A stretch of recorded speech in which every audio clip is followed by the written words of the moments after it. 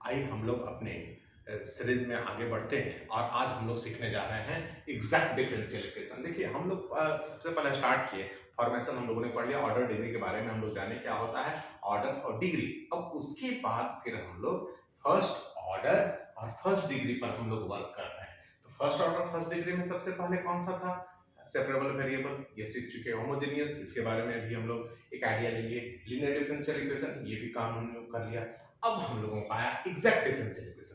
तो इसको इसका डिफिनेशंस क्या होता है एग्जैक्ट डिफरेंशियल इक्वेशन का? Differential equation of the form, एक जो डिफरेंशियल इक्वेशन है वो किस फॉर्म में होना चाहिए? तो वहां हम लोगों को होना चाहिए m dx और n dy। अब m और n दो जो फंक्शन है x y का फंक्शन होना चाहिए।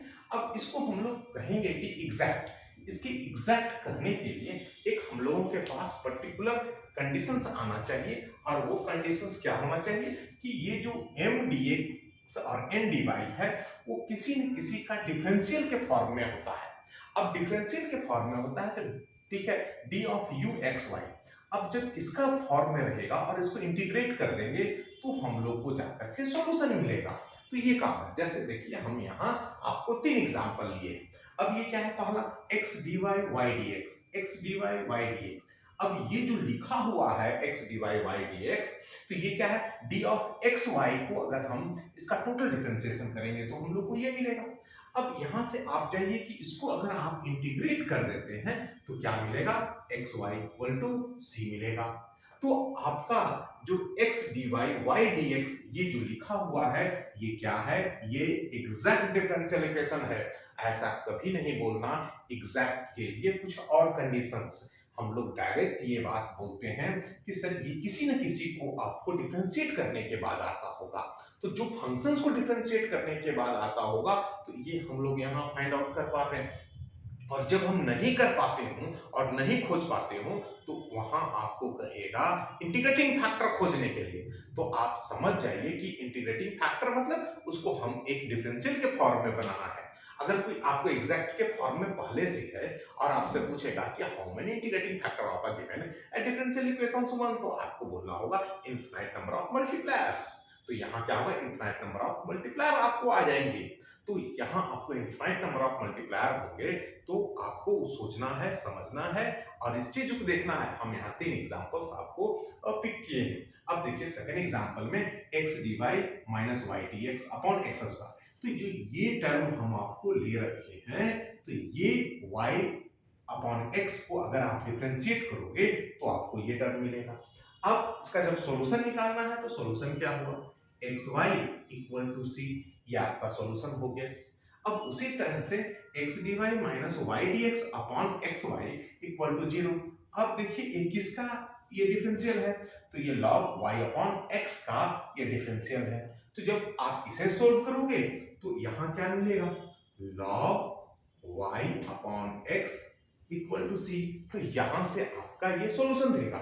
अब ये समझ जाइए, अगर हम लोग को ये दिया हुआ रहे x dy minus y dx equal to 0, बाबू ये लिखा हुआ है। अगर अब आपसे पूछेगा कि how many integrating factor are there, तो आप सोचिए कि सर एक इंटीग्रेटिंग फैक्टर क्या होगा? X square. तो सर तो भी हम आपको डिफरेंशियल के फॉर्म में आप कन्वर्ट कर लेते हो, और दूसरा एक्स वाई से लेते हो तो फिर एक आपको अलग फॉर्मूला मिलता है। तो ऐसा एक दो नहीं बहुत सारे मिलते हैं। तो हम लोग कहेंगे कि sir infinite number of integrating factor मिलेंगे अगर गिवन डिफरेंशियल इक्वेशन खुद आपको लिखा एग्जैक्ट के फॉर्म में है तब। अब आपको एग्जाम में हम लोग देख करके ये देखते हैं एग्जाम में कैसे क्वेश्चंस पूछा जाता है एग्जाम में, और उसको लेकर के एग्जाम्पल पिक हम लोग करते हैं। आइए हम लोग पहले क्वेश्चंस में देख रहे हैं। तो यहाँ हम लोग एक डिफरेंशियल इक्वेशन लिखा हुआ है, तो हमने इसे क्या हुआ स्टैंडर्ड फॉर्म में आपको लाने की कोशिश किया। तो जो राइट साइड है उसको हमने लेफ्ट साइड में लिया है। अब पहला इक्वेशन दिया हुआ आपका डिफरेंशियल इक्वेशन है और ये स्टैंडर्ड है। अब ये स्टैंडर्ड आपको है तो दोनों से हमने इक्वेट किया। तो जब हम इक्वेट कर रहे हैं तो आप यहाँ गौर से देखिए कि इक्वेटिंग में m का हमने आपको वैल्यू निकाल लिया और n का भी, m और n का। अब यहाँ क्या है? एग्जैक्ट में एक कंडीशंस बोलता है, अगर आपको एग्जैक्ट है तो del M upon del y और del N upon del x ये बराबर होना चाहिए।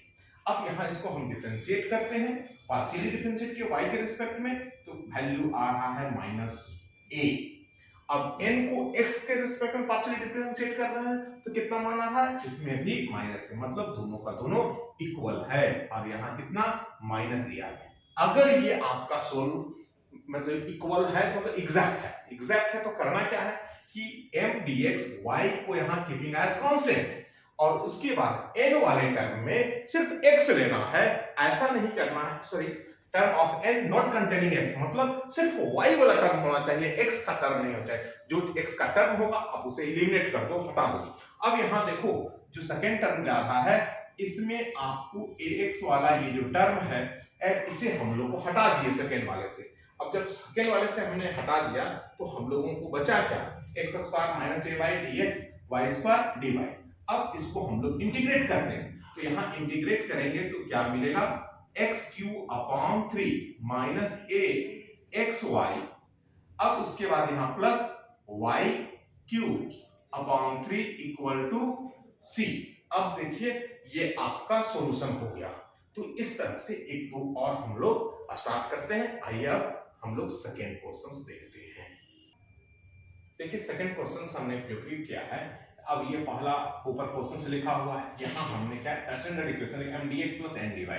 अब इसको क्या करते हैं, एक और दो से हमने इक्वेट किया लाइक टर्म को, लाइक टर्म इक्वेट किया तो यहाँ m इक्वल टू y into e to power x Y और n का मान क्या था x e to power x Y to Y. अब n का वैल्यू मिल गया m का, तो यहाँ एग्जैक्ट के लिए कंडीशन क्या है, del m upon del y equal to del n upon and del x। अगर ये बराबर हो जाएगा तो वो एग्जैक्ट होगा। तो यहाँ देखिए हम लोगों ने वैल्यू निकाला तो ये इसका राइट साइड और del N upon del X का ये राइट साइड, दोनों का दोनों वैल्यू इक्वल है। इक्वल है मतलब यह इक्वेशन 1 आपका एग्जैक्ट है, और एग्जैक्ट है तो इससे फायदा क्या होता है कि m dx y keeping as constant और n not containing x, only एक कंटेन y होना चाहिए और उसी टर्म को हम लोग को पिक करना है। मतलब कि यहां से ये टर्म हम लोग इंटीग्रेशन में नहीं ले रहे हैं। अब जब नहीं लेते हैं तो अब देखिए इसको हम जब सोल्व करेंगे तो कितना आसानी से हम लोगों को ये सोल्व हो जाएगा। यहाँ y e to power x Y, यहाँ y keeping as a constant है, तो यहाँ क्या हो गया कि यहाँ आपको y आ जाएगा क्योंकि x के रिस्पेक्ट में इंटीग्रेट कर रहे हैं हम लोग, तो y हम लोगों का ये कांस्टेंट टर्म है तो कांस्टेंट आपको डिवाइड में आ गया। अब यहाँ हम लोग देखते हैं 2 into y square upon 2 equal to c. अब ये दो कैंसिल हो गया, यहाँ से y कैंसिल हो गया। अब आप देख लीजिए ये पूरे क्वेश्चन में क्या आ रहा है, e to power x y plus y square equal to c. अब ये हम लोगों का सॉल्यूशन निकल गया। तो देखिए ये आप क्वेश्चन से जल्दी पिक कर सकते हैं, बना सकते हैं। तो दो क्वेश्चंस हम लोगों ने अभी इसका देखा। अब हम लोग दो तीन क्वेश्चंस ऐसा यूज करते हैं जो डिफरेंट आपका कॉम्पिटिटिव एग्जाम में पूछा है। आइए अब हम लोग प्रीवियस ईयर क्वेश्चंस पर हैं। एक देखिए प्रीवियस क्वेश्चंस हमने पिक किया है, इसमें लिखा हुआ है X cube Y square is an integrating factor. अब ये जैसे ही लिखा है इंटीग्रेटिंग फैक्टर, दैट मींस ये गिवन आपका differential equation is not exact. अगर वो इंटीग्रेटिंग फैक्टर लिखा हुआ है क्वेश्चन में तो तुरंत आपको समझना ये है कि सर ये एग्जैक्ट नहीं होगा, इसी के लिए उसको चेक मत करना। अब क्या हुआ कि आपको एक्स क्यू वाई स्क्वायर से ये मल्टीप्लायर है तो इससे हमने m को मल्टीप्लाई कर दिया और n को भी मल्टीप्लाई कर दिया। उसके बाद हम लोग कहते क्या है कि ये दोनों का वैल्यू इक्वल होगा। अब देखिए इसको डिफरेंशिएट करते हैं, m वाले टर्म को हमने डिफरेंशिएट किया y के रिस्पेक्ट में, n वाले को x के रिस्पेक्ट में डिफरेंशिएट किया। अब हम लोग को मिल रहा है 24 X cube Y square 3a X 4 Y square, आधा 24 X cube Y cube plus 5b X 4 Y square. अब यहाँ से हमने कैंसिल कर दिया 3a। अब जब ये मिल रहा है तो यहाँ से देखिए इस पूरे को या तो हम इसको भी हम कैंसिल कर सकते हैं। आप कैंसिल कर दें क्या हो 3a minus 5b equal to 0। अगर आप कैंसिल नहीं करते हो, जैसे हम लोग को नॉर्मली नहीं करना चाहिए, तो हम लोग क्या करेंगे 3a माइनस 5b और यहाँ x4 y² इक्वल टू 0। अब क्या बोलते हैं, दो टर्म आपको मल्टीप्लाई के रूप में है, तो ये वाला टर्म जो है नॉट इक्वल टू 0 हो गया। अब ये नॉट इक्वल टू 0 मतलब क्या है कि 3a minus 5b must be equal to 0। अब ये चार में से कौन सा है, तो ये पहला हम लोगों को आ गया। अब देखिए इस तरह का क्वेश्चंस आपको प्रीवियस में पूछा जाता है, तो एक दो क्वेश्चंस आपको प्रीवियस ईयर का हम सॉल्व कराते हैं। ये आईआईटी जैम 2005 में पूछा हुआ क्वेश्चंस था। तो ये देखिए किस तरह से आपको क्वेश्चंस पूछ रहा है एग्जाम में। और दो क्वेश्चंस हम लोग देखते हैं। आइए नेक्स्ट क्वेश्चंस हम लोग फोर्थ में देखिए, ये ग्रेड में पूछा हुआ क्वेश्चंस है।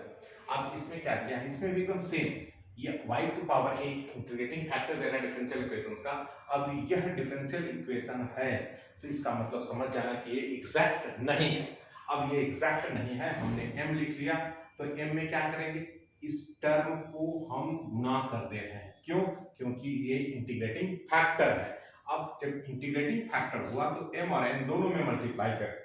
अब उसके बाद कहेंगे कि यह डिफरेंशियल इक्वेशन एग्जैक्ट कब होगा, जब आपका del m upon del y और del n upon del x इस दोनों का वैल्यू बराबर हो जाएगा, तभी ये आपको एग्जैक्ट होगा।